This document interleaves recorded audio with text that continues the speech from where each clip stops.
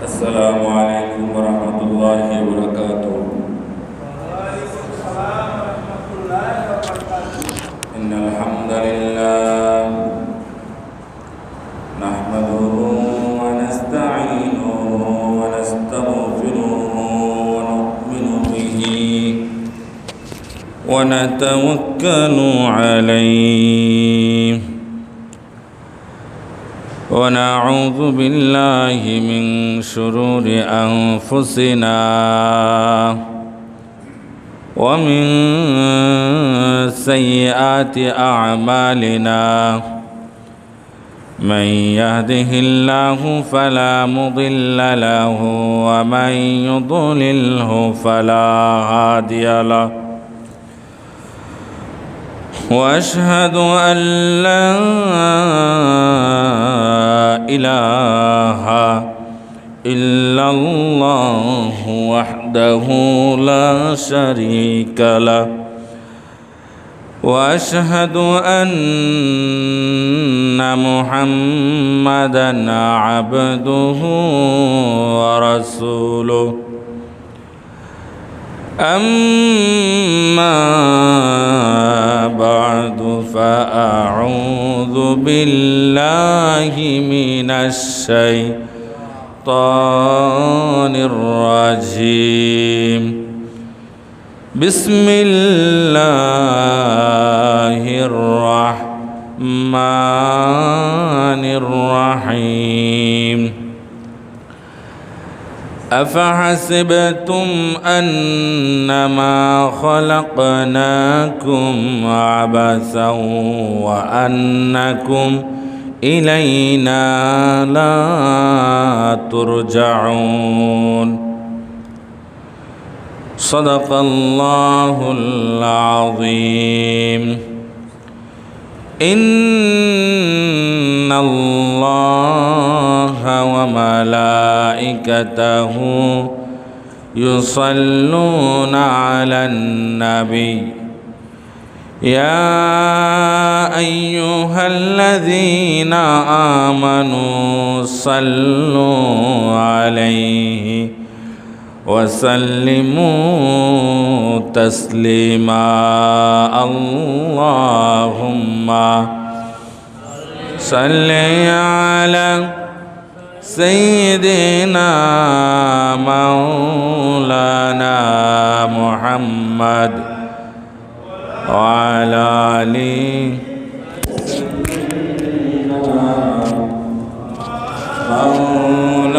مولانا محمد اللهم صل على سيدنا مولانا محمد وعلى آل سيدنا مولانا محمد الحمد لله প্রশংসা সবই মহান আল্লাহ সুবহানাহু ওয়া তাআলার, যিনি আমাদেরকে শাওয়াল মাসের দ্বিতীয় জুমার সালাত আদায় করার জন্য প্রতি শুক্রবারের ন্যায় আজকেও বাড়িয়ারটেক জামে মসজিদে যথাসময়ে এসে উপস্থিত হওয়ার তৌফিক দান করেছেন। সেজন্য আমরা খুশি হয়ে কালিমাতুল শুকর আদায় করি বলে আলহামদুলিল্লাহ।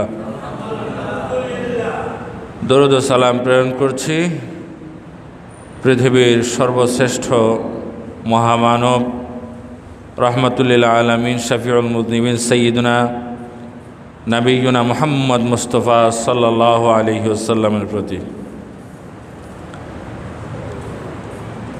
সম্মানিত উপস্থিতি, মহান আল্লাহ পাক রব্বুল আলামিন আমাদেরকে সৃষ্টি করেছেন, আমাদেরকে তিনি পৃথিবীতে পাঠিয়েছেন।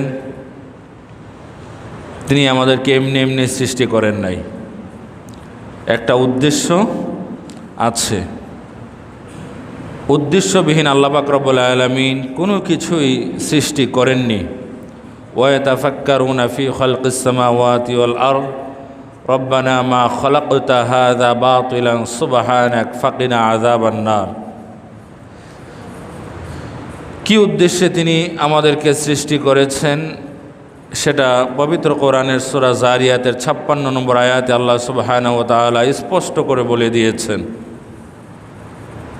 আল্লাহ পাক রব্বুল আলামিন সেখানে বলছেন, ওয়ামা খলাকতুল জিন্না ওয়াল ইনসা ইল্লা লিয়াবুদুন, আমি মানব জাতি এবং জিন জাতিকে কেবলমাত্র আমার ইবাদত করার জন্যই সৃষ্টি করেছি, আমার বিধিবিধান মেনে চলার জন্যই সৃষ্টি করেছি, ভিন্ন কোনো উদ্দেশ্যে আমি মানুষ এবং জিন জাতিকে সৃষ্টি করি নাই।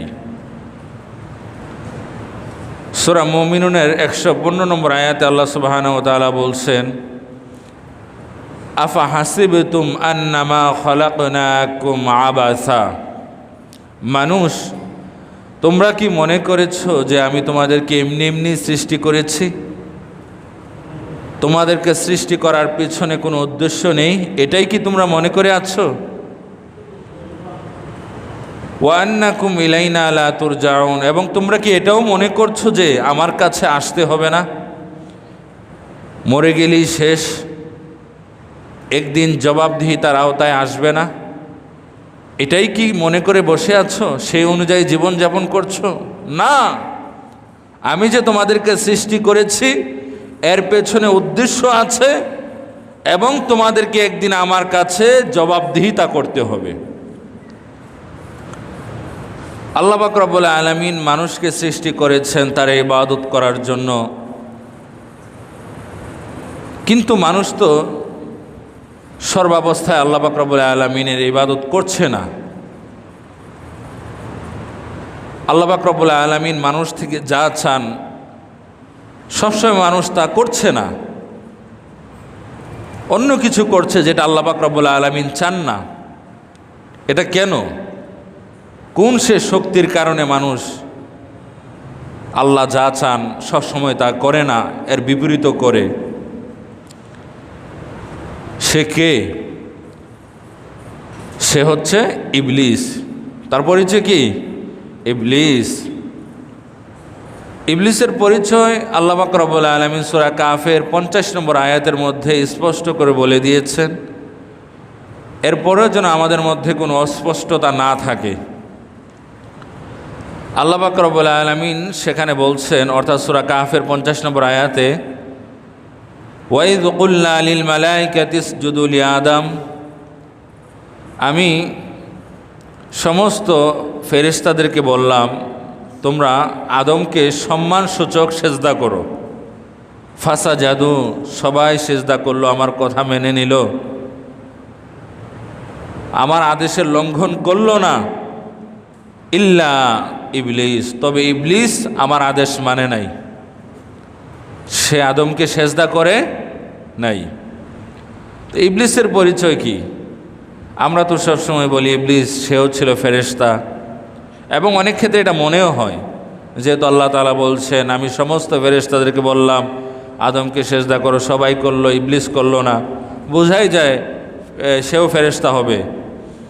কিন্তু আল্লাহ পাক রব্বুল আলামিন তো তা বলছেন না, এবং কোনো অস্পষ্ট কথাও নেই। স্পষ্ট করে আল্লাহ তাআলা এরপরে বলছেন কানা মিনাল জিন্নি, সে ছিল জিনদেরই অন্তর্ভুক্ত।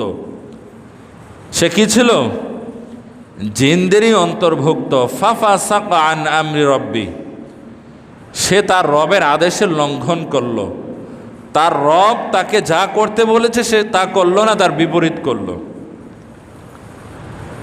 ফেরেশতাদের সম্পর্কে আল্লাহ পাক রব্বুল আলামিন সূরা তাহরিমের 6 নম্বর আয়াতের মধ্যে বলছেন, লা ইয়াসুনাল্লাহা মা আমারাহুম ওয়া ইয়াফআলুনা মা ইউমারুন, ফেরেশতা তো তারাই, তাদেরকে কোনো আদেশ করলে তারা সেই আদেশের লঙ্ঘন করে না।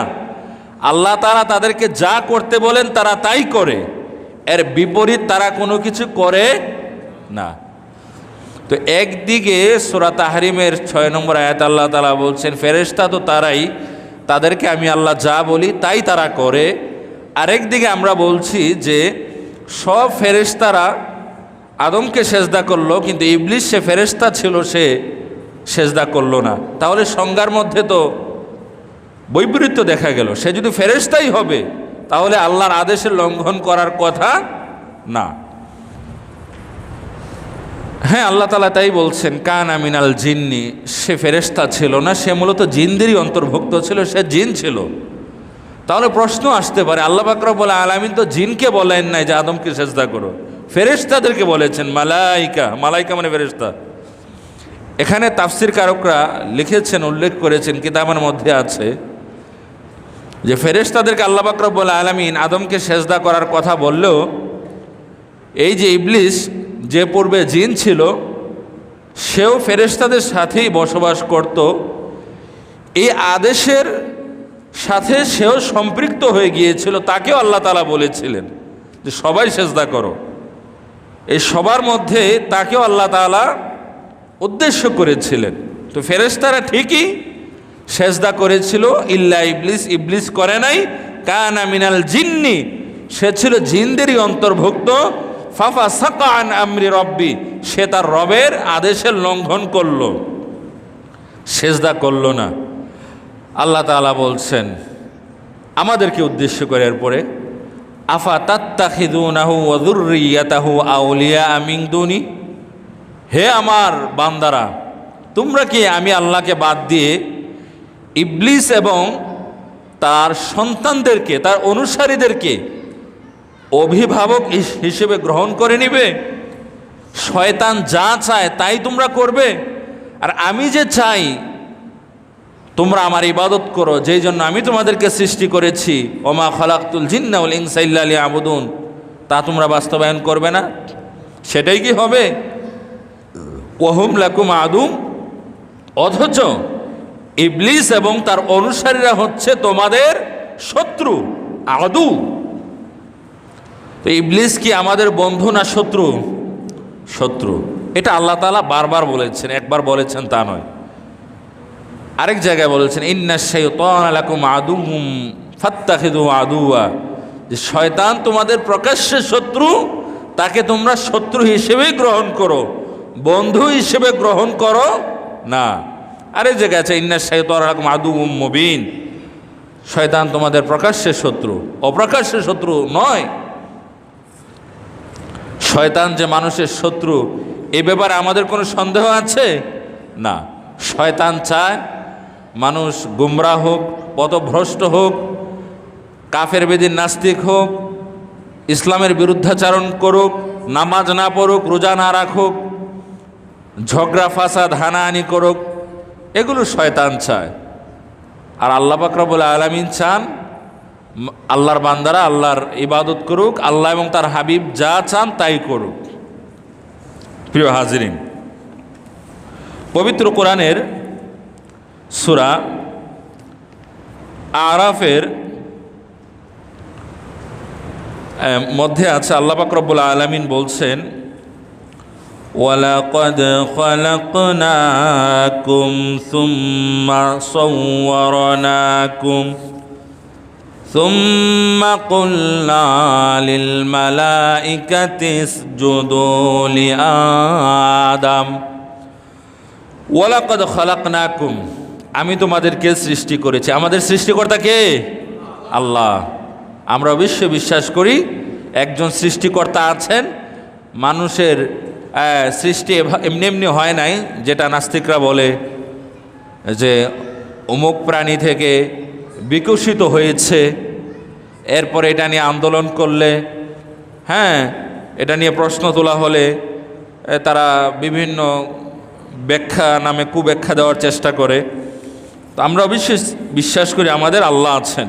আমানতু বিল্লাহি ওয়া মালাইকাতিহি ওয়া কুতুবিহি ওয়া রুসুলিহি ওয়াল ইয়াউমিল আখির ওয়াল কদরি খাইরি ওয়া শাররিহি মিনাল্লাহি তাআলা ওয়াল বা'সি বা'দাল মাউত।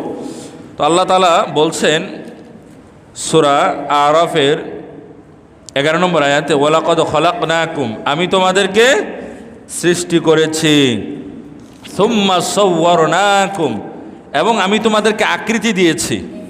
আমাদের আকৃতি কে দান করেছেন? আল্লাহ। এজন্য মানুষের চেহারা নিয়ে, মানুষের বডি নিয়ে কোনো কটু কথা বলা চলবে না। এটা কিন্তু আল্লাহ তাআলা সহ্য করতে পারেন না, যে আমি তাকে এভাবে বানিয়েছি জন্য আরেকজন এই কথা বলছে, মানে পরোক্ষভাবে আমাকে দায়ী করা হচ্ছে। তো এটা আল্লাহ তাআলা কোনোভাবে সহ্য করতে পারেন না। আমরা মানুষের যে এই ব্যাপারে মানুষের কোনো হাত নেই, হ্যাঁ যেটার ব্যাপারে মানুষের হাত আছে চাইলে সে পরিবর্তন করতে পারে, এটা খারাপ স্বভাব, এটা সে চাইলে পরিবর্তন করতে পারে, এটা সে করছে না, এই জন্য সে দায়ী। কিন্তু একজন মানুষ, সে জন্ম নিয়েছে, তার হাত নাই, পা নেই, চোখ নেই, এখানে তো তার কোনো হাত নেই। তো এখানে এটা নিয়েও যদি আমরা কথা বলি, নিন্দামন্দ করি, তুচ্ছ তাচ্ছিল্য করি, পরোক্ষভাবে আমরা যেন আল্লাহকেই নিন্দামন্দ করছি, আল্লাহকেই তুচ্ছ তাচ্ছিল্য করছি, এটা কোনো মুমিন করতে পারে না।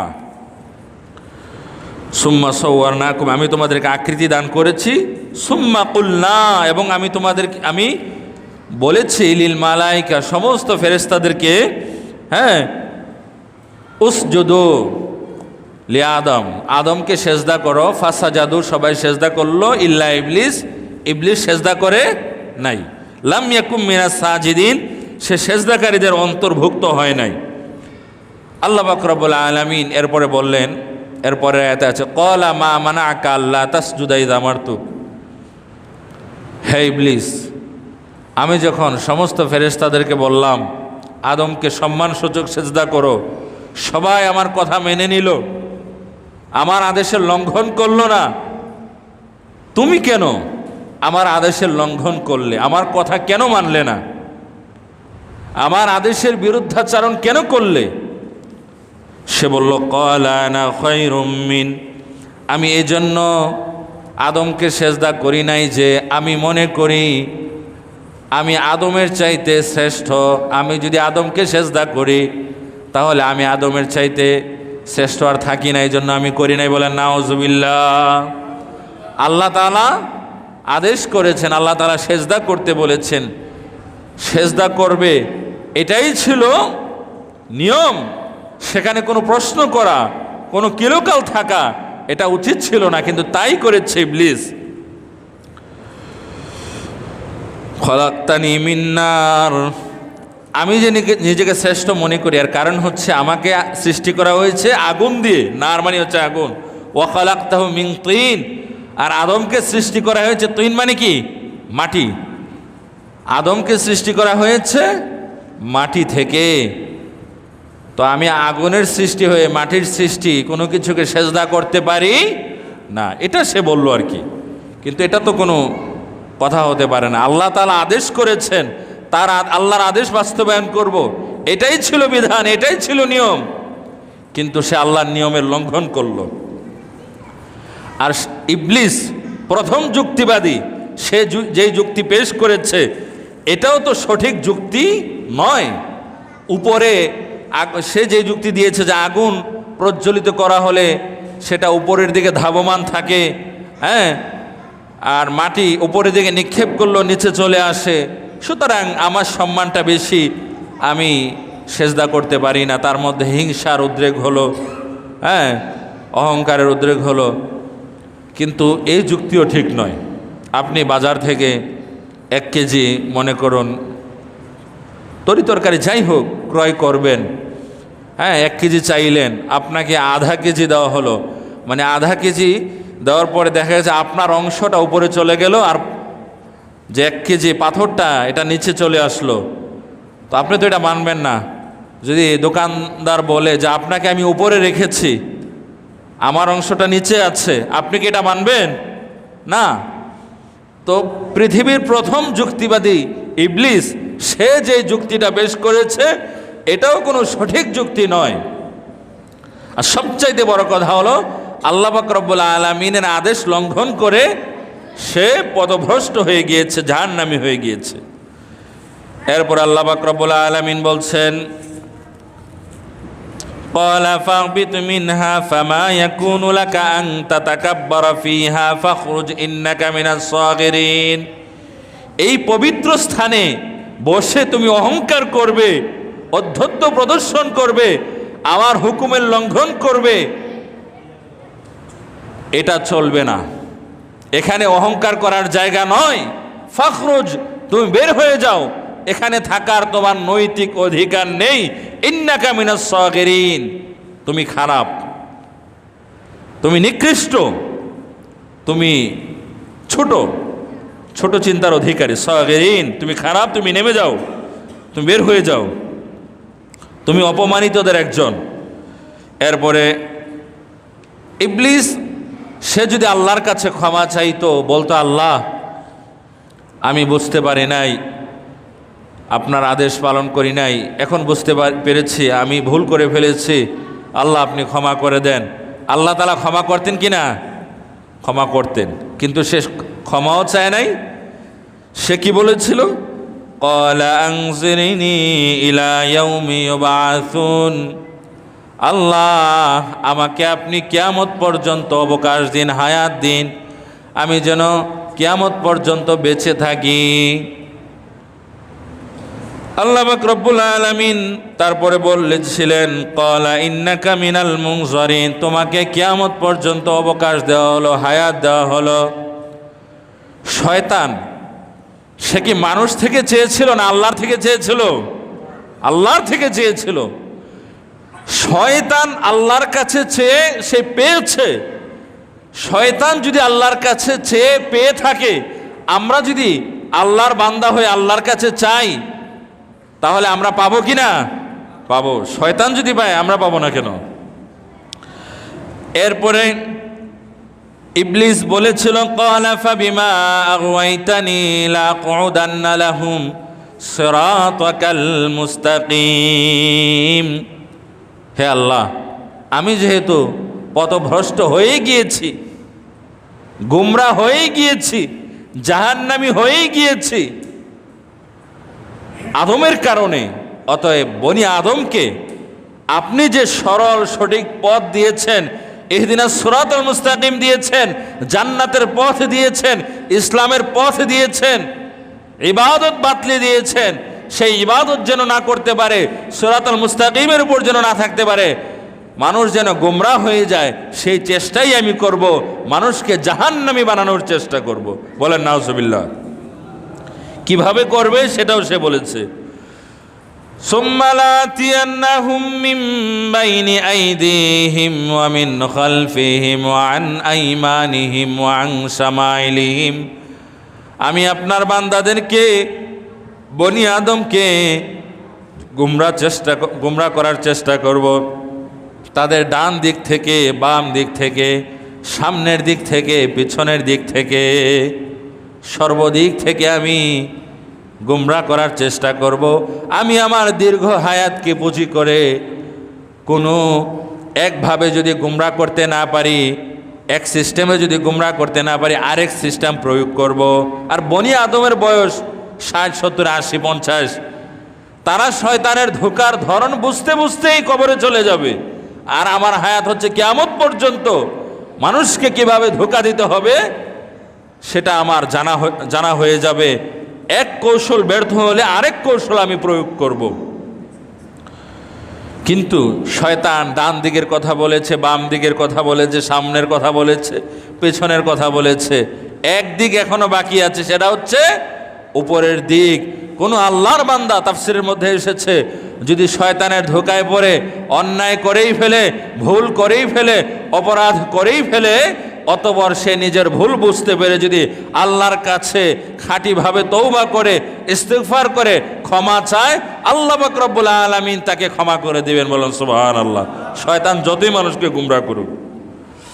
এরপরে শয়তান বলেছিল ওয়ালা তাজিদু আকসারাহুম শাকিরিন, আল্লাহ আপনি আপনার অধিকাংশ বান্দাদেরকে শুকরগুজার বান্দা পাবেন না, শুকরিয়া করবেন আপনার অধিকাংশ বান্দা। শয়তান বলল এই কথা, আর আল্লাহ তাআলাও দিয়ে দিলেন আয়াত হিসেবে। তার মানে এরকমই হবে, অধিকাংশ মানুষ আল্লাহর শুকরিয়া আদায় করবে না। ওয়াকালিলুম মিন ইবাদিয়াশ শাকুর, অন্যত্র আল্লাহ তাআলা বলছেন আমার বান্দাদের মধ্যে স্বল্প সংখ্যক বান্দাই কেবল আমি আল্লাহর শুকরিয়া আদায় করে।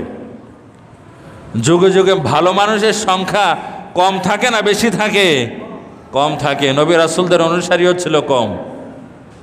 সমাজের দুর্বল শ্রেণী, গরিব শ্রেণী, এরাই বেশিরভাগ নবী রাসূলদের অনুসারী ছিল, নবী রাসূলদের কথা নির্দ্বিধায় মেনে নিয়েছিল। প্রভাবশালী মানুষ, নেতা গোছের মানুষ, তারা বেশিরভাগ ক্ষেত্রেই বিরোধিতা করেছিল। তো কোনটা হক কোনটা বাতিল সেটা নির্ধারণ করার জন্য অধিকাংশ মানুষ কোনটা মেনে নিয়েছে এটা ধর্তব্য হবে না। অধিকাংশ মানুষ সঠিক বললেই সঠিক হয়ে যায় না কোনো কিছু। ওয়ালা তাজিদু আকসারাহুম শাকিরিন। এরপরে 18 নম্বর আয়াত বাদ দিয়ে 19 নম্বর বলছে আয়াত, আল্লাহ তাআলা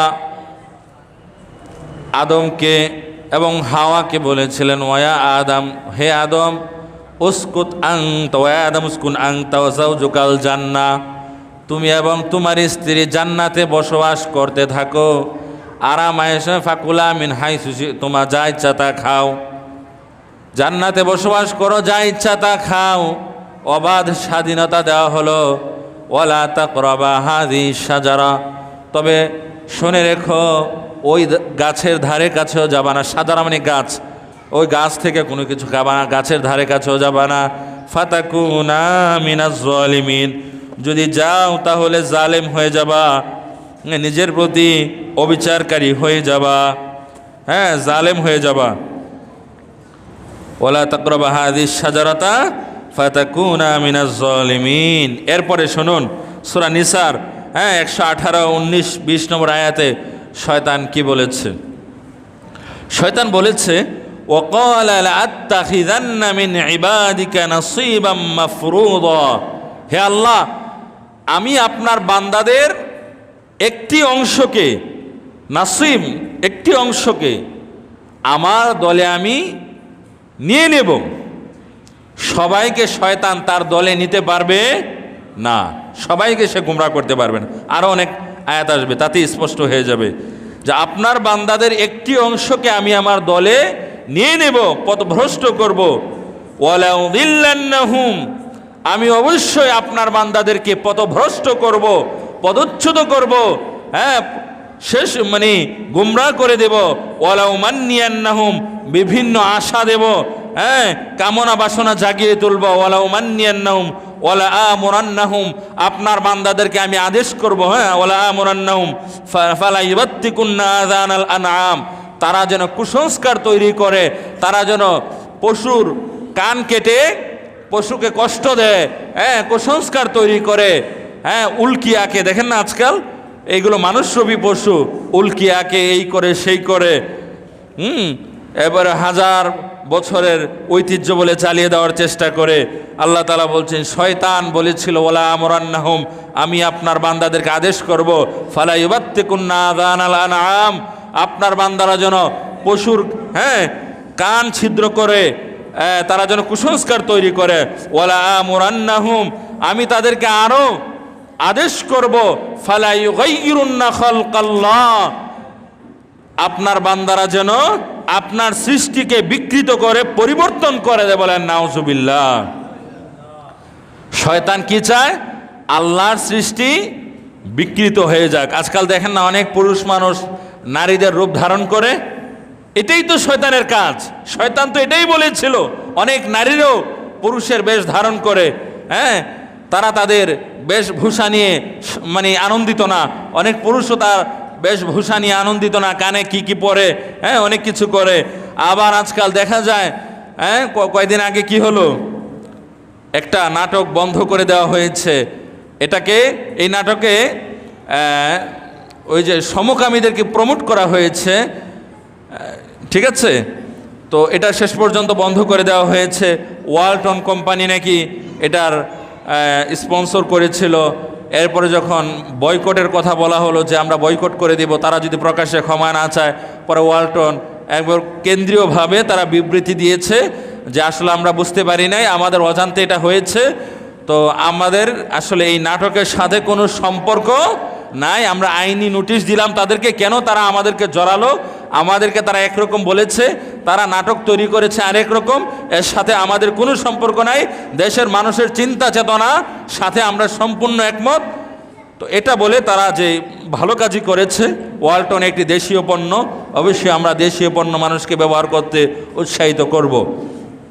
তো রূপবান নাকি নামে জানি একটা নাটক করলো, ওইখানে আমরা জানি যে আল্লাহ পাক রব্বুল আলামিন পবিত্র কোরআনের মধ্যে বলেছেন, ওয়ান্নাহু খালাকাজ যাওজাইনি যাকারা ওয়াল উনসা, আমি পৃথিবীতে মানুষ সৃষ্টি করেছে নারী এবং পুরুষ, এই দুই ক্যাটাগরিতে।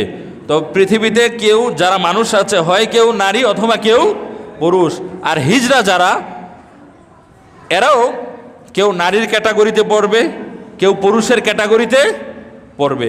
নারীত্বের অংশটা যাদের মধ্যে বেশি তারা নারীর ক্যাটাগরিতে পড়বে, পুরুষের দিকটা যাদের বেশি তারা পুরুষের ক্যাটাগরিতে পড়বে। কিন্তু ইসলাম থার্ড জেন্ডার বলে কোনো কিছুকে অনুমোদন করে না, এটা আমাদেরকে মনে রাখতে হবে। থার্ড জেন্ডার বলে কোনো কিছু ইসলাম সমর্থন করে না, হয় নারী না হয় পুরুষ। এবং হিজড়াদেরকে পরিবার থেকে দূরে ঠেলে দেওয়া, আলাদা কমিউনিটির মধ্যে ঠেলে দেওয়া বা তারা নিজেরাও আলাদা কমিউনিটি করবে, এর কোনো অধিকার ইসলাম দেয় না। হিজড়া সন্তান হলে তাকে সম্পত্তি থেকে বঞ্চিত করলে ওই পিতামাতা জাহান্নামী হবে। নারীত্বের কাঠামোটা যার বেশি সে নারী হিসেবে যতটুকু সম্পদ পাওয়ার কথা ততটুকু পাবে, পুরুষের দিকটা যার বেশি পুরুষ হিসেবে যতটুকু সম্পদ পাওয়ার কথা ততটুকুই পাবে, সমাজে সে পুরুষ হিসেবে থাকবে। বাকি তার মধ্যে কিছু ত্রুটি আছে, এই ত্রুটি যদি সারানো সম্ভব হয় চিকিৎসার মাধ্যমে, পুরুষের কাঠামোটা যার বেশি সে তার দ্বারা যদি চিকিৎসা করে সুস্থ হওয়া সম্ভব হয় তাহলে সে পুরুষ হতে পারবে, তবে নারী হতে পারবে না। নারীত্বের কাঠামোটা যার বেশি, হয়তো পুরুষালী কোনো ব্যাপার সেবারও তার মধ্যে আছে, এই জন্যই তো সে হিজড়া। তাহলে ওই যে পুরুষের কিছু ব্যাপার সেবার আছে তার মধ্যে ওইগুলো সার্জারি করে চিকিৎসা করে যদি সে সম্পূর্ণ নারী হয়ে যেতে পারে, ইসলাম এই অনুমোদন দেয়, বরং এটাই উচিত। কিন্তু কোনো মানুষ সে পুরুষ, সে হিজড়া না, মানে হিজড়া যাদেরকে বলে হিজড়া না, সে নিজেকে মেয়ে দাবি করছে, যেটা নাটকে সামনে আনা হলো আর কি, যে সে সম্পূর্ণ পুরুষ। ওই যে জুভান নাকি নাম, আমি খবরের কাগজে দেখেছি, তো সে নাটকে যে ভূমিকাটা প্লে করেছে যে সে পুরুষ, সমাজ এই হিসাবেই তাকে জানে, কিন্তু তার শরীরের মধ্যে নারীর কি আছে, যে ব্যাপার মানে নারীত্বের যে হরমোন টরমোন যা আছে এগুলো আছে। এই কারণে সমাজের মানুষ তাকে পুরুষ মনে করলো, সে নিজেকে পুরুষ মনে করছে না। আমাদেরকে মনে রাখতে হবে, বাস্তবেই অনেক মানুষ আছে, ঢালাওভাবে অবশ্যই আমরা বিরোধিতাও করি না, অনেক মানুষ কিন্তু বাস্তবে আছে হরমোনগত ত্রুটির কারণে আমরা বাহ্যিকভাবে মনে করছি যে সুন্দরী নারী, কত সে মানে নারী, কিন্তু আসলে তার শরীরের মধ্যে হরমোনগত ত্রুটির কারণে বাহ্যিকভাবে সে নারী হলেও সে নিজেকে নারী মনে করে না, সে আসলে নারীর দিকে তার টানটা আছে, যেহেতু সে পুরুষ, ভিতরগত সমস্যা। আবার অনেক পুরুষ আছে যে আমরা দেখছি সে পুরুষ, কিন্তু তার ভিতরে নারীর যে হরমোন সেটা ঢুকে যাওয়ার কারণে বা কোনোভাবে সেটা থাকার কারণে, কোনো ত্রুটি থাকার কারণে আমরা পুরুষ মনে করলো সে নিজেকে পুরুষ মনে করে, পুরুষের প্রতি তার কোনো আকর্ষণ নাই। এরকম কিছু কিন্তু আছে, কিন্তু এরকম আছে, এটার প্রতি তো আমাদের কোনো বিদ্বেষ নাই, ঘৃণা নাই, আমরা সিম্প্যাথি, চিকিৎসা করে যদি সুস্থ হওয়া সম্ভব হয় তাই করতে হবে।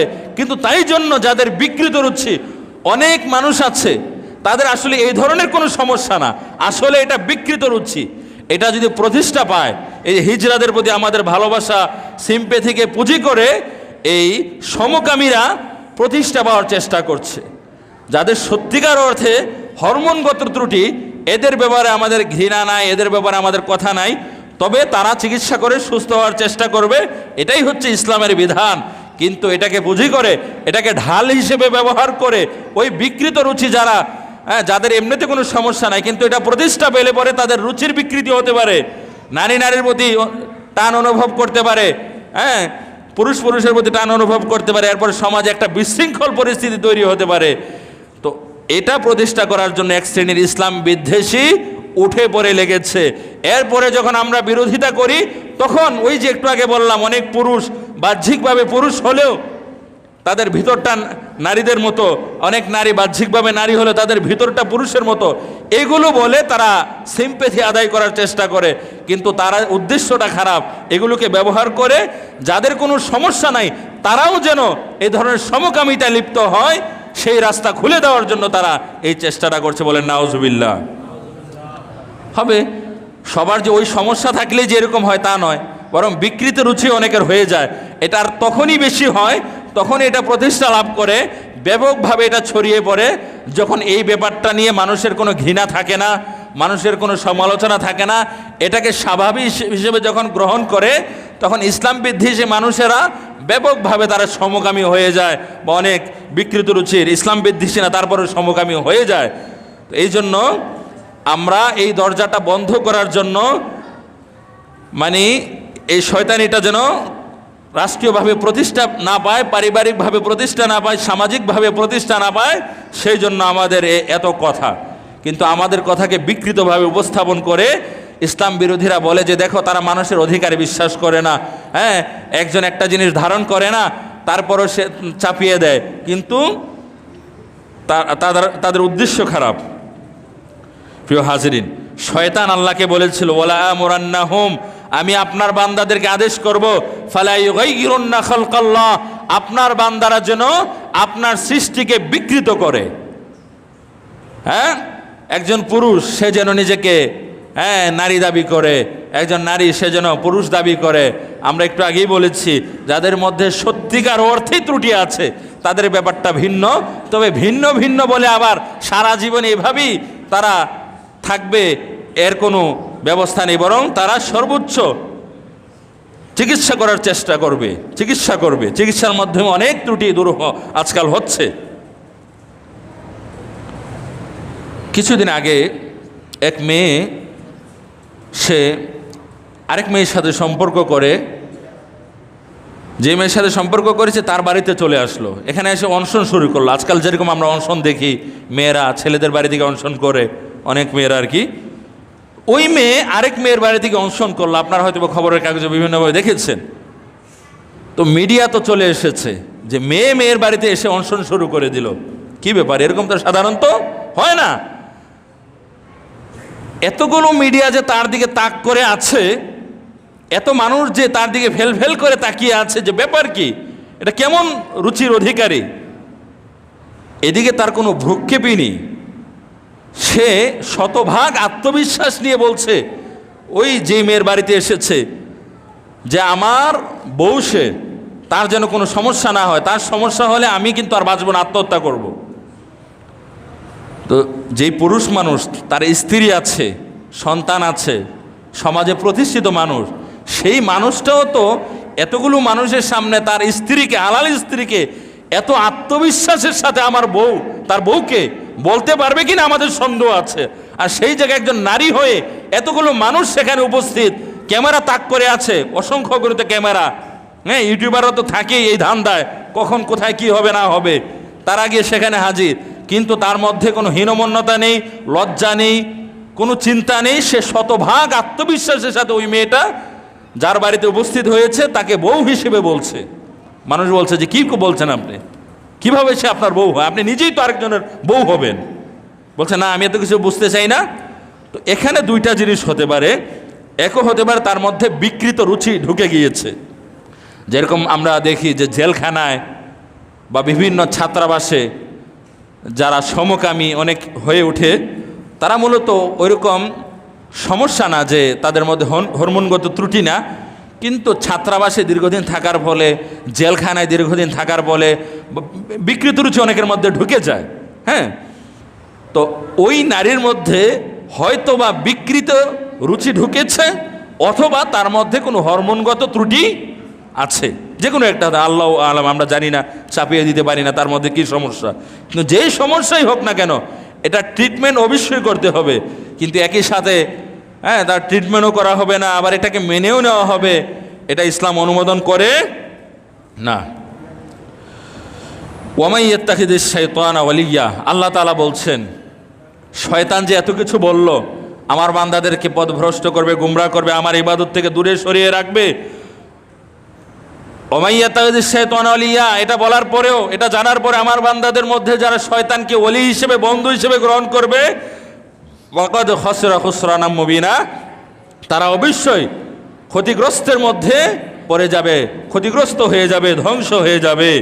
আল্লাহ তাআলা বলছেন ইয়াইদুহুম, শয়তান মানুষকে প্রতিশ্রুতি দেয়, ওয়ুমান্নিহিম, আশা জাগায়, ওমা ইয়াইদুহুমুশ শাইতানু ইল্লা গুরুরা, শয়তানের প্রতিশ্রুতি, শয়তানের আশা, এটা ধোঁকা ছাড়া অন্য কিছু নয়, এর পরিণাম অত্যন্ত ভয়ঙ্কর। প্রিয় হাজিরিন, এরপরে সূরা সাদের মধ্যে আছে, শয়তান আরেক জায়গায় বলেছিল ক্বালা ফাবিইজ্জাতিকা লাউগওয়িয়ান্নাহুম আজমাইন ইল্লা ইবাদাকা মিনহুমুল মুখলাসিন। আল্লাহ ক্বালা ফাবিইজ্জাতিকা, আপনার ইজ্জতের কসম। শয়তান কি মানুষের নামে কসম করেছে, আসমান জমিনের নামে কসম করেছেন, আল্লাহর নামে?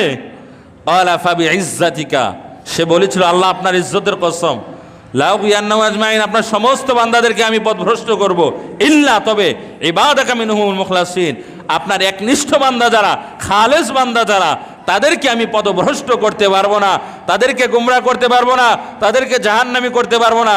ভালো মানুষেরা কখনো যদি আমার ধোঁকার মধ্যে পড়েও যায়, তারা তওবা করে পুত পবিত্র হয়ে জান্নাতি হয়ে যায়। বলেন সুবহানাল্লাহ। ক্বালা ফাবিইজ্জাতিকা লাউগওয়িয়ান্নাহুম। এই জন্য এখান থেকে এই মাসলাও নেওয়া হয়েছে যে শয়তান যেখানে আল্লাহর নামে কসম করেছে পথভ্রষ্ট হওয়ার পরেও, কিন্তু আমরা অনেকে না বুঝে পিতার কসম, সন্তানের কসম, মায়ের দুধের কসম, অমুক পীরের কসম, এগুলো মানুষ বলে, মানুষ জানে না।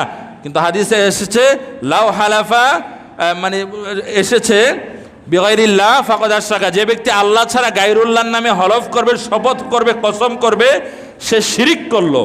আল্লাহ ছাড়া অন্য কারো নামে শপথ করা যাবে না, কসম করা যাবে না। আর এমনিতে কথায় কথায় কসম তো করাই যাবে না, কিন্তু কোনো কথাকে শক্তিশালী করার জন্য, দৃঢ় করার জন্য, আমার ব্যাপারে একজন একটা মিথ্যা তহমত দিয়ে দিল, তো আমি বুঝতেছি যে মেন করে বললে সে আমাকে মনেই করবে, এটা এখানে আমাকে শক্তিশালী ভূমিকায় চলে আসতে হবে, তাহলে সে আমাকে বিশ্বাস করবে যে না আমি এরকম। তো সেখানে যদি কসম করার প্রয়োজন হয়, কথার কথা বললাম আর কি, আল্লাহর কসম করতে হবে। কার কসম নিতে হবে? আল্লাহর কসম। এমনকি আল্লাহর কোরআনের কসমও নেওয়া যাবে না, আল্লাহর কসম।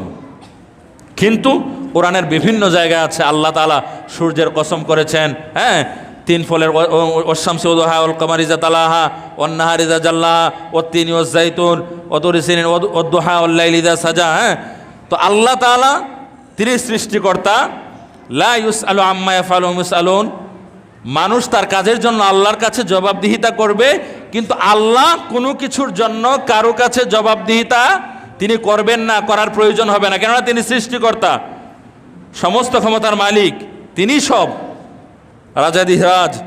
তো আল্লাহ তাআলা কোনো কিছুর গুরুত্ব বোঝানোর জন্য মানুষকে, আমাদের সামনে গুরুত্ব বোঝানোর জন্য কখনো সূর্যের কসম করেছেন, কখনো চন্দ্রের, কখনো বিভিন্ন কিছুর কসম আল্লাহ তাআলা করেছেন, কিন্তু আমরা কসম করলে বেশি আল্লাহর নামে করব। সূরা সাদের 82-83 নম্বর আয়াতে আছে। তো ইবলিস সে কিন্তু বলেছিল যে আমি আপনার বান্দাদেরকে পথভ্রষ্ট করব, হ্যাঁ, সরল সঠিক পথ থেকে দূরে সরে রাখব, কেননা আদমের কারণে আমি পথভ্রষ্ট হয়ে গিয়েছি, গুমরাহ হয়ে গিয়েছি, জাহান্নামী হয়ে গিয়েছি। বনি আদম যেন জান্নাতি হতে না পারে আমি সেই চেষ্টা করব। আমি ডান দিক থেকে ধোঁকা দেব, বাম দিক থেকে ধোঁকা দেব, সামনের দিক থেকে ধোঁকা দেব, পিছনের দিক থেকে ধোঁকা দেব। এখন শয়তানের ধোঁকা শুরু হয়ে গেল, সে যে চ্যালেঞ্জ করেছে সেটার বাস্তবায়ন শুরু হয়ে গেল। সূরা আরাফের 20 নম্বর আয়াত আল্লাহ পাক রব্বুল আলামিন বলছেন ফাওয়াসওয়াসা লাহুমাশ শাইতান। এই যে ওয়াসওয়াসা বলি না, ওয়াসওয়াসা মানে কি? ধোঁকা দেওয়া। মিন শাররিল কুল আউযু বিরব্বিন-নাস মালিকিন-নাস ইলাহিন-নাস মিন শাররিল ওয়াসওয়াসিল খান্নাস। ওয়াসওয়াসা মানে ধোঁকা দেওয়া, ওয়াসওয়াসা। ফাওয়াসওয়াসা লাহুমাশ শাইতান, শয়তান উভয়কে ধোঁকা দিল, আদম এবং হাওয়াকে ধোঁকা দিল। হ্যাঁ, লিয়ুবদিয়া লাহুমা মা উরিয়া আনহুমা মিন সাওআতিহিমা, হ্যাঁ, তাদের যে পোশাক আশাক ছিল সেগুলো খুলে ফেলার জন্য, হ্যাঁ, লজ্জাস্থান উন্মুক্ত করার জন্য। হ্যাঁ, এটা তাহলে বোঝা গেল শয়তানের কাজ কি? লজ্জাস্থান উন্মুক্ত করা কার কাজ? শয়তানের কাজ। অর্ধ উলঙ্গ হওয়া, উলঙ্গ হওয়া, এটা হচ্ছে শয়তানের চাওয়া। গত কয়েকদিন আগে দেখেছেন বাংলাদেশের 4-5 জন নারী অভিজাত এলাকায়, ওই যে বার আছে না, মদের যে বার, তো সেখানে মদ খাওয়া নিয়ে কি ঝামেলা না কি হয়েছে, টয়লেটে সিরিয়াল নিয়েও মনে হয় ঝামেলা হয়েছে, পত্রিকায় দেখলাম, অনলাইন পত্রিকায়। ওইখানে তো ঝগড়াঝাটি করেছে, বাহিরে এসে চুলুচুলি করেছে, অনেক মারামারি করেছে। এরপর এটা নিয়ে সারা বাংলাদেশে ব্যাপক সমালোচনা হলো। এরপরে তাদেরকে গ্রেফতার করা হলো। ডিএমপিতে যখন নিয়ে আসা হলো সেখানেও তারা মারামারি করেছে পুলিশের সামনে, কিন্তু চেহারা তারা ঢেকে রেখেছে। তখন কোন সাংবাদিক না কে জানে বলল যে মদ খেতে পেরেছেন, চুলুচুলি করতে পেরেছেন, ঝগড়াঝাটি করতে পেরেছেন, চেহারা কেন দেখান না? এখানে কেন লজ্জা? তো পত্রিকায় যেটা লেখলো যে তারা অপরাধী এজন্য যে তারা যে মদ পান করেছে এই মদের কোনো লাইসেন্স ছিল না। তার মানে তাদের কথার মধ্যে বোঝা গেল যদি লাইসেন্স থাকতো তাহলে কোনো অপরাধ ছিল না। কিন্তু লাইসেন্স থাকলে কি সেটা হালাল হয়ে যায়? কোনো পতিতালয়ের যদি লাইসেন্স থাকে সেখানে যদি কেউ গমন করে তাহলে কি সেটা হালাল হয়ে যাবে? লাইসেন্স থাকলেও যেরকম হারাম, লাইসেন্স না থাকলেও অনুরূপী হারাম। রাষ্ট্রীয়ভাবে কোনো কিছুর বৈধতা থাকলেই ধর্মীয়ভাবে সেটার বৈধতা হয়ে যাবে এরকম কোনো ব্যাপার নয়। তো এই চুলোচুলি করতে গিয়ে খবরে দেখলাম বলা হলো কাউকে নাকি একদম জামা কাপড় খুলে ফেলেছে। তো এটা তো শয়তানেরই কাজ। হ্যাঁ, কোরআনের মধ্যে আছে শয়তান তোমাদেরকে মদ এবং জুয়ার মাধ্যমে ইন্নামা ইউরিদু শাইতানু আইয়ুকিয়া বাইনাকুমুল আদাওয়াতা ওয়াল বাগদাল ফিল খামর, মদ এবং জুয়ার মাধ্যমে সে তোমাদের মধ্যে বিদ্বেষ তৈরি করতে চায়। তাই হয়েছে। প্রিয় হাজরিন, এখানেও আল্লাহ তাআলা বলছেন ফাওয়াসওয়াসা লাহুমুশ শাইতান, শয়তান উভয়কে কুমন্ত্রণায় ধোঁকা দিল। হ্যাঁ, লিউবদিয়ালাহুমা মা উরিআনুমা মিন সাওয়াতিমা, যেন সে তাদের নিজেদের লজ্জাস্থানসমূহ যা তাদের পরস্পরের কাছ থেকে গোপন করে রাখা হয়েছিল প্রকাশ করে দিতে পারে। হ্যাঁ, এই চেষ্টা শয়তান করলো যে আদম তোমাকে সেজদা না করার কারণে আমি জাহান্নামী হয়েছি, অথচ আমার সম্মান কিন্তু অনেক বেশি ছিল। অতএব তুমিও যেন আল্লাহ তাআলার বিরাগ ভাজন হও, সেই চেষ্টাই আমি করব। সে কি করেছিল? ওয়াকালা মা নাহাকুমা রাব্বুকুমা আন হাযিহিশ শাজারাতি ইল্লা আন তাকুনা মালাকাইনি আও তাকুনা মিনাল খালিদিন। আদম, ওই আল্লাহ তাআলা বলছেন যে ওয়ালা তাকরাবা হাযিহিশ শাজারা, ওই গাছের ধারে কাছেও যাবা না। তো আল্লাহ তাআলা এটা এই জন্য বলেছেন, ওই যে জান্নাতে আছো না, একটু আগে আয়াতে আছে যে আদম ইয়াবানি যে ওয়া আদম উসকুন আনতা ওয়া যাওজুকাল জান্নাত ফাকুলা মিন হাইসু শি'তুম, আদম জান্নাতে তোমার স্ত্রীকে নিয়ে বসবাস করো, যা ইচ্ছা তা খাও, এই স্বাধীনতা দেওয়া হলো। এখন জান্নাত কি কষ্টের জায়গা না আরামের জায়গা? আরামের জায়গা। আদম আলাইহিস সালাম তো আরামের মধ্যে পড়ে গেলেন, তার স্ত্রী আরামের মধ্যে পড়ে গেলেন। কি আরাম, কি সুন্দর জায়গা। শয়তান এটাকেই পুঁজি করলো, এটাকেই মোক্ষম হাতিয়ার বানালো যে শোনো আদম, এত আরামের মধ্যে আছো, এই আরাম তো আল্লাহ তাআলাই দিয়েছেন, কিন্তু তুমি কি জানো আল্লাহ তাআলা যে বলেছেন ওই গাছের ধারে কাছেও যাবা না, এটার কারণ কি তুমি জানো? আল্লাহ তাআলা যদিও তোমাকে আর তোমার স্ত্রীকে জান্নাতে দিয়েছেন, কিন্তু আল্লাহ তাআলা কিন্তু তোমাকে আর তোমার স্ত্রীকে চিরস্থায়ীভাবে জান্নাতে রাখবেন না, ওই কয়েকটা দিন রাখবেন, এরপরে ঠিকই আবার ভিন্ন জায়গায় স্থানান্তরিত করে দেবেন, সেখানে কিন্তু এত আরাম নাই। তবে ওই যে আল্লাহ তাআলা বলছেন ওই গাছের ধারে কাছেও যাবা না, এটা আল্লাহ তাআলা এই জন্য বলেছেন ওইখানে গেলে স্বয়ং আল্লাহ তাআলাও তোমাকে জান্নাত থেকে বের করতে পারবেন না। বলেন নাউজুবিল্লাহ। আদম আলাইহিস সালাম চিন্তার মধ্যে পড়ে গেলেন, তাই নাকি এত আরামের জায়গা আবার বেরও করে দেবেন কিছুদিন পরে। আচ্ছা, আল্লাহ তাআলা যদি অসন্তুষ্ট হন আর এরপরেও যদি আমি জান্নাতেই থেকে যেতে পারি তাতেও বা মন্দ কি? আমার দরকার এই আরামের জায়গা। তিনি সাময়িকভাবে আল্লাহর আদেশটা ভুলে গেলেন, তারপরও আবার তিনি তো পৃথিবীর প্রথম মহামানব নবী, তার মনে হয়ে গেল। এরপরে তিনি না না না এটা আমি মানি না, আল্লাহ তাআলা আমাকে বলেছেন ওইখানে যাওয়া যাবে না, আমি যাবই না, ওই গাছ থেকে কিছু খাবই না। এরপরে শয়তান যেই অস্ত্রটা ব্যবহার করলো, ওয়াকাসামাহুমা ইন্নী লাকুমা লামিনান নাসিহিন, কসম, আমরা বলি না কসম, এই কসম শব্দটা এসেছে, ওয়াকাসামাহুমা, আল্লাহর কসম, আমি আল্লাহর কসম করে বলেছি, ইন্নী লাকুমা লামিনান নাসিহিন, আমি তোমার হিতাকাঙ্ক্ষী, আমি তোমার ভালো চাই, তোমাকে সেজদা করি না এই জন্য আমি পথভ্রষ্ট হয়েছি। আচ্ছা, না হয় আমি জাহান্নামী হয়ে গেলাম, কিন্তু আমি ক্ষতিগ্রস্ত হলেও আমি চাই না তুমি ক্ষতিগ্রস্ত হও, তোমার স্ত্রী ক্ষতিগ্রস্ত হোক, এটা আমি চাই না। আমি না হয় শেষ হয়ে গেলাম, ধ্বংস হয়ে গেলাম, কিন্তু তুমি আরামে থাকো, এটাই আমার চাওয়া। তখন তিনি মনে করলেন হতেও তো পারে সে ক্ষতিগ্রস্ত হয়েছে, জাহান্নামী হয়েছে। আমরা অনেক সময় এভাবে বলি না যে অমুক মানুষ সে বিপদে পড়েছে, সে যখন বলছে যে আমি না হয় বিপদে পড়লামই, তুমি ভালো থাকো, এটা আমার চাওয়া, আমরা এভাবে বিশ্বাস করে ফেলি। আদম আলাইহিস সালাম বিশ্বাস করে ফেলেন হতেও পারে। তো তিনি শয়তান যখন কসম করলো, তিনি ঠিকই শয়তানের ধোঁকায় পড়ে ওই গাছের কাছে গেলেন। হ্যাঁ, ফাদাল্লাহুমা বিগুরুর, আল্লাহ তাআলা বলছেন আদম ও হাওয়া দুইজনেই শয়তানের ধোঁকার মধ্যে পড়ে গেল। ফালাম্মা যাকাশ শাজারাতা, যখন সেখানে গিয়ে তারা গাছ থেকে খেলো, এটা বলা নাই যে গাছ থেকে অমুক ফল খেলো, কিতাবের মধ্যে এসেছে, কোনো কোনো কিতাবের মধ্যে এসেছে আঙ্গুর ফল খেলো, আর কোনো জায়গায় এসেছে অমুক ফল খেলো। যাই হোক, যে কোনো কিছু খেলো বা গাছের কোনো কিছু খেলো, বাদাত লাহুমা সাওয়াতুমা ওয়া তাফিকা ইয়াখসিফানি আলাইহিমা মিন ওয়ারাকিল জান্নাহ। হ্যাঁ, যেই পোশাক তারা পরিধান করেছিল, হ্যাঁ, লজ্জাস্থান ঢাকা ছিল, একে অপর লজ্জাস্থান দেখতে পারে নাই, তো ওইটাই হলো সাথে সাথে মানে পোশাক আশাক খুলে গেল, তারা উলঙ্গ হয়ে গেল। তাহলে শয়তানের কাজ কি? মানুষকে উলঙ্গ করা, এটা কিন্তু শয়তানের কাজ।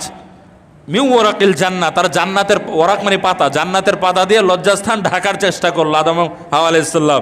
এবং তখন আল্লাহ তাআলা বললেন, ওয়ানাদাহুমা রাব্বুহুমা আলা মাহনুকুমা আনতিলকুমা শাজারা ওয়া কুল লাকুমা ইন্নাশ শাইতানা লাকুমা আদুউম মুবিন। হে আদম, আমি তো তোমাকে আগেই বলেছি ওই গাছের ধারে কাছেও যাবা না, কিন্তু তুমি তো আমার কথা শুনলা না। তুমি আমার কথা শুনলা না, তুমি শয়তানের কথা শুনলা। আমি বলেছি তোমার সম্মানকে কেন্দ্র করে শয়তান পথভ্রষ্ট হয়েছে, তোমাকে গুমরাহ করার চেষ্টা করবে। সে কসম টসম করলো, তুমি আমার আদেশ ভুলে গেলে। তোমার তো উচিত ছিল কে সে কসম করলো না করলো, এদিকে আমার দেখার বিষয় না। আল্লাহ তাআলা কি বলেছেন সেটাই আমি বরং করব, কিন্তু তুমি আমার আদেশ ভুলে শয়তানের হুকুম তুমি পালন করে ফেললে। প্রিয় হাজরিন, দেখুন আল্লাহ পাক রব্বুল আলামিন সূরা আরাফের 27 নম্বর আয়াতে আমাদের কি বলছেন।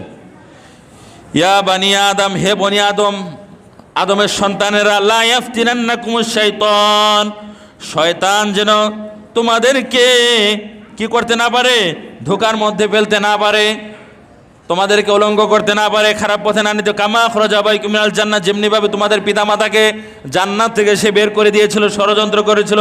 ইয়ানসিউ আনহুমা লিবাসাহুমা লিউরিয়াহুমা সাওআতিহিমা, হ্যাঁ, তাদের পোশাক আশাক খুলে গিয়েছিল, তারা উলঙ্গ হয়ে গিয়েছিল। হ্যাঁ, তাদের গোপন স্থানসমূহ উভয়ের কাছে উন্মুক্ত হয়ে পড়ে।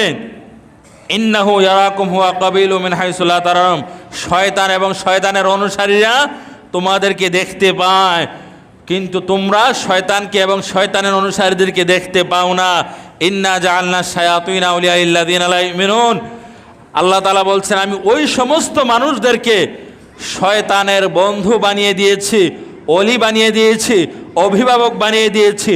যারা মুমিন নয়, যারা প্রকৃত মুমিন, তাদেরকে শয়তান বন্ধু বানাতে পারে না, তাদেরকে ধোঁকা দিতে পারে না। বলুন সুবহানাল্লাহ।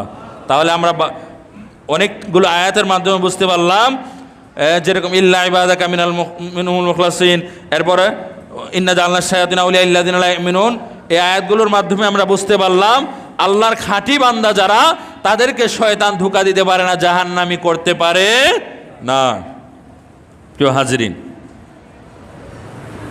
ইবলিসকে আল্লাহ পাক রব্বুল আলামিন বলেছিলেন, যদিও পূর্বে সে জিন ছিল, আদমকে সেজদা করো, সে আল্লাহ পাক রব্বুল আলামিনের হুকুম মানে নাই।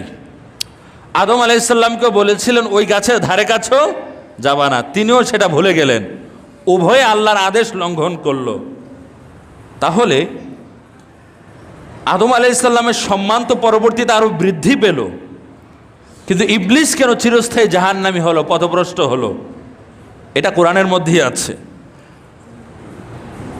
ইবলিসকে যখন বলা হয়েছিল আমার আদেশ কেন তুমি মানলে না, কেন তুমি ভুলে গেলে, তখন সে যদি বলতো আল্লাহ আমার ভুল হয়ে গিয়েছে, আল্লাহ তাআলা কিন্তু ক্ষমা করতেন, আল্লাহর রাহমুর রাহিমিন। কিন্তু সে বলেছিল ক্বালা আনা খায়রুম মিন খলাকতানি মিন নার ওয়া খলাকতাহু মিন তিন। সে শুধু আল্লাহ তাআলার আদেশ লঙ্ঘনই করে নাই, সেই সাথে কি করেছে, যুক্তি পেশ করেছে। যুক্তি পেশ করে, আল্লাহর কথার উপরে কথা পেশ করে সে গোমরাহ হয়েছে, পথভ্রষ্ট হয়েছে। এর বিপরীতে আদম আলাইহিস সালামকে যখন আল্লাহ পাক রব্বুল আলামিন বলেছিলেন, আদম তুমি কেন আমার আদেশ ভুলে গেলে, আমার কথা মানলে না, আমি তো বলেছিলাম ওই গাছের ধারে কাছেও যাবা না। আদম আলাইহিস সালাম কিন্তু কোনো যুক্তি পেশ করেন নাই। আদম আলাইহিস সালাম বলেছিলেন আল্লাহ আমার ভুল হয়ে গিয়েছে, আমি ভুল করেছি।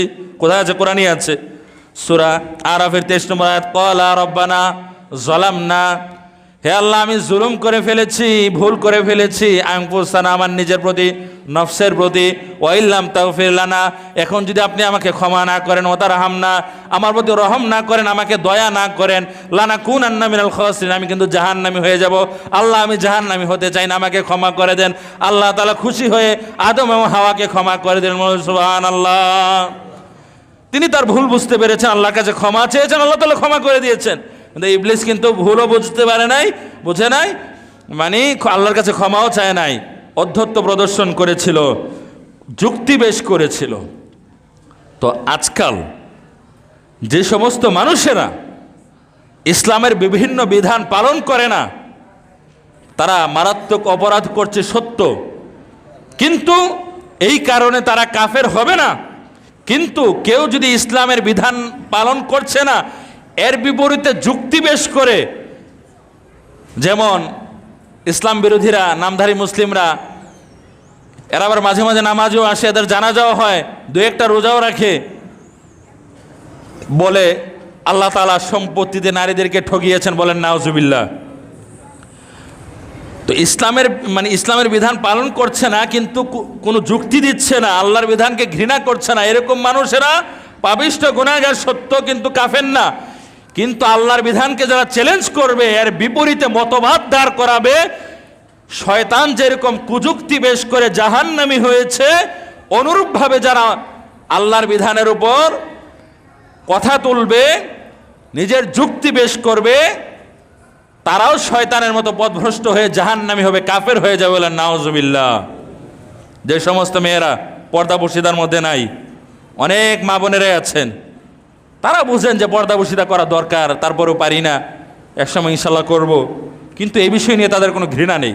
হ্যাঁ, মাসআলা নিয়ে কারো দ্বিমত থাকতে পারে যে আমি পর্দা বলতে এরকম বুঝি, আমি এরকম বুঝি, কিন্তু পর্দার বিধান তো আছে। কিন্তু যারা ঘৃণা করবে তারা কিন্তু আর মুসলিম থাকবে না। দুই মাসআলা। প্রিয় হাজিরিন, এরপরে সূরা সাবাতে আছে, ওয়ালাকাদ সাদ্দাকা আলাইহিম ইবলিসু যান্নাহু ফাত্তাবাউহু ইল্লা ফারিকাম মিনাল মুমিনিন। ওয়ালাকাদ সাদ্দাকা আলাইহিম ইবলিসু যান্নাহু, ইবলিস যেটা বলেছিল, চ্যালেঞ্জ করেছিল, হে আল্লাহ, আমি আপনার বান্দাদেরকে পথভ্রষ্ট করব, জাহান্নামী বানাবো। হ্যাঁ, যান্নাহু, সে তার ধারণাকে সত্য পেয়েছে, অসংখ্য অগণিত মানুষকে সে জাহান্নামী বানাতে পেরেছে। ইল্লা ফারিকাম মিনাল মুমিনিন, তবে মুমিনদের একটা অংশ আছে, সত্যিকার মুমিন যারা, তাদের উপর শয়তানের কোনো প্রভাব নেই, বলেন সুবহানাল্লাহ।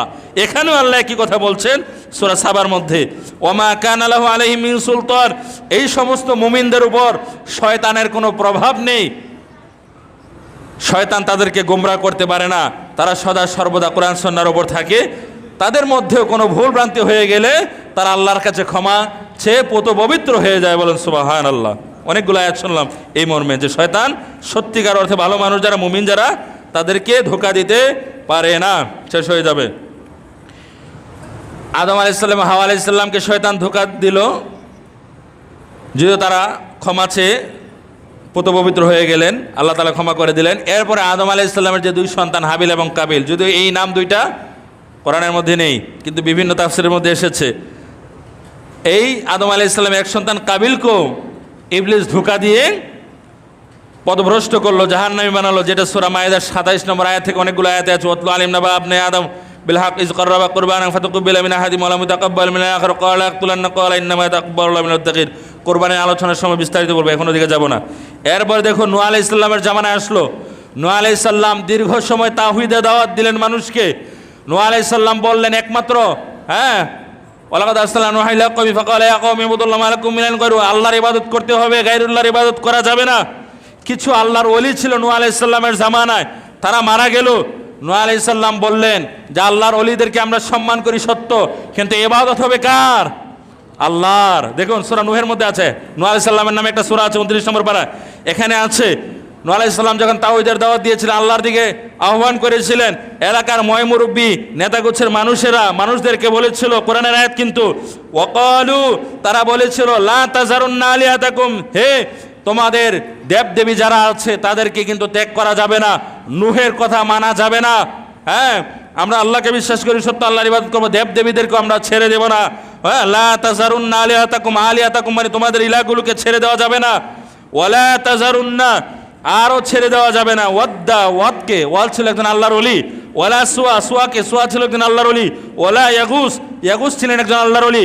ওয়ালা ইয়াউক, ইয়াউক ছিলেন একজন আল্লাহর ওলি, ইয়াউককে ছাড়া যাবে না, ইয়াগুসকে ছাড়া যাবে না। হ্যাঁ, সোয়াকে ছাড়া যাবে না, ওয়াদকে ছাড়া যাবে না, ওয়ানাসরা নাসর আল্লাহর ওলি যে তাকেও ছেড়ে দেওয়া যাবে না। তো কিভাবে শয়তান মানুষকে ধোঁকা দিয়েছিল এটা বুখারী শরীফের 4920 নম্বর হাদিসের মধ্যে আছে। ইবনে আব্বাস রাদিয়াল্লাহু তাআলা আনহু বলছেন যে ওয়াদ হচ্ছে কানাত লিকালবিন বিদাউমাতিল জান্দ, হ্যাঁ, কলব গোত্রের মূর্তি। ওই আল্লাহর ওলিরা যখন মারা গেল, মানুষ ওই আল্লাহর ওলির মূর্তি তৈরি করলো। হ্যাঁ, বিদাউমাতিল জান্দাল, দৌমাতুল জান্দালে ছিল এই মূর্তিটা। ও আম্মা সোয়া, সোয়া নামক আল্লাহর ওলির পরিচয় হচ্ছে তার মূর্তি মানুষ তৈরি করলো। কানাতলি হুজাইল, হুজাইল গোত্রের মানুষ এই মূর্তির পূজা করত। ও আম্মা ইয়াগুস, আর ইয়াগুস আল্লাহর ওলি, তিনি মারা যাওয়ার পরে তার মূর্তি মানুষ তৈরি করলো। ফাকাতলি মুরাদিন, মুরাদ গোত্রের মূর্তি ছিল এটা। সুম্মা লিবানি গোতাইফ, পরবর্তীতে এটা গোতাইফ গোত্রে চলে যায়। ইয়াউক, এটা হচ্ছে হামদান গোত্রের মূর্তি। নাসর, এটা হচ্ছে হিমিয়ার গোত্রের মূর্তি। ইবনে আব্বাস রাদিয়াল্লাহু তাআলা বলছেন আসমা ও রিজালিন সালিহিন মিন কওমি নূহ, নূহ আলাইহিস সালামের জামানায় এই মানুষগুলো, অর্থাৎ ওয়াদ, সুয়া, ইয়াগুস, ইয়াউক, নাসর, এই মানুষগুলো অনেক ভালো ছিল, আল্লাহর ওলি ছিল। আসমা ও রিজালিন সালিহিন মিন কওমি নূহ ফালাম্মা হালাকু, যখন তারা ধ্বংস হলো, মরে গেল, মানে হালাক মানে ধ্বংস, এখানে মৃত্যু উদ্দেশ্য। যখন এই আল্লাহর ওলিগুলো মরে গেল, আও হাসাইতানু ইলা কওমিম, শয়তান মানুষদের কাছে নাজিল হলো, আসলো। আন আনসিবু ইলা মাজালিসিম আল্লাতী কানু ইয়াজলিসুনা আনসাবান, শয়তান এসে বলল, হে মানুষেরা, আল্লাহর ওলিরা হচ্ছে আমাদের পূজনীয় ব্যক্তি, তারা মসজিদে, প্রার্থনা গৃহে তারা দাঁড়িয়ে দাঁড়িয়ে বসে বসে আমাদেরকে বোঝাতো, কত ভালো ভালো কথা বলতো, তারা এখন নেই। অতএব তাদের নামে মূর্তি তৈরি করো। তারা দেখতে যেরকম ছিল এক সময়, তোমাদের স্মৃতি থেকে চলে যেতে পারে, তারপরে কিন্তু মূর্তি আর বানাতে পারবে না। ওই মূর্তিগুলোকে তারা যেখানে বসে ওয়াজ করতো সেখানে রেখে দিবে। এরপরে বর্তমানে তোমাদের ধর্মীয় নেতা যারা আছে তারা যখন আলোচনা করবে, আর মানুষ যারা থাকবে তারা মনে মনে ধ্যান করবে যে আলোচনাটা মূলত করছেন যারা চলে গেছে, তাহলে তোমাদের তাসির হবে। কি হবে? আজকাল বলে না যে তাসির হবে, ওই তাসিরের কথা বলা আছে, যে তাদের মূর্তিগুলো ওইখানে রেখে দেবে। আন আজলিসু, ওয়াসাম্মু বিআসমাহিম, এই মূর্তিগুলোকে তাদের নামে নামকরণ করবে। ইবনে আব্বাস রাদিয়াল্লাহু তাআলা বলছেন বুখারী শরীফের 4920 নম্বর হাদিস, ফাফআলু ফালাম তুবাদ, যেই মানুষগুলো প্রথমে এই মূর্তিগুলো তৈরি করলো তারা এই মূর্তিগুলির ইবাদত করে নাই, কুসংস্কার তখনও পর্যন্ত এত হয় নাই। হাত্তা ইজা হালাকা, যখন তারা মরে গেল, উলাইকা তানাসসাকাল ইলমু ওয়া বিদাত, এরপরে এই আল্লাহর ওলিদের ইবাদত শুরু হয়ে গেল, মূর্তির ইবাদত শুরু হয়ে গেল। বলেন নাউজুবিল্লাহ। এই কথাগুলো এই জন্য বলা প্রয়োজন। আজকাল যে সমস্ত মানুষেরা সমকামীদের অধিকার নিয়ে হাউকাউ করে, তারা জানে না যে আজকাল হয়তো বা ব্যাপকতা লাভ করে নাই, কিন্তু এটা প্রতিষ্ঠা পেয়ে গেলে এক সময় কিন্তু অবস্থা খুবই খারাপ হয়ে যাবে। শয়তানের ষড়যন্ত্র তার দিকে একদম ছেয়ে যাবে, তখন কিন্তু আর আমাদের পরিবার ব্যবস্থা সুন্দর থাকবে না। আল্লাহ তাআলা আমাদেরকে সঠিক বুঝ দান করুন।